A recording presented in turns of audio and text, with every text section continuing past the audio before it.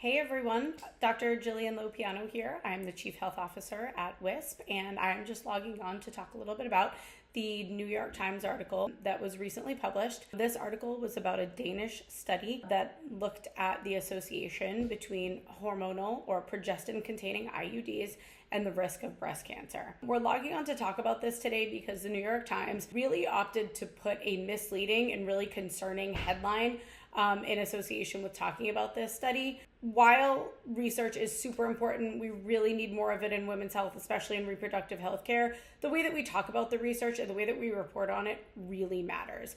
And the New York Times article made a lot of women kind of scared, raised a lot of red flags, thinking that if you have a hormonal IUD or a progestin-containing IUD, that you are at a massively increased risk for breast cancer. I had a couple of really important takeaways from this in this conversation that I just want to talk about really quick right here. The first is that contraception is a life-saving reproductive health care intervention.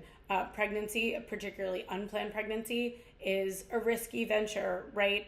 It can have not only physical, but social, emotional, socioeconomic, psychological impact, particularly at a time in our country where reproductive rights are so restricted. Secondly, I want to note that there is a lot of nuance in breast cancer risk. There are a lot of things, because breast cancer is actually really well researched.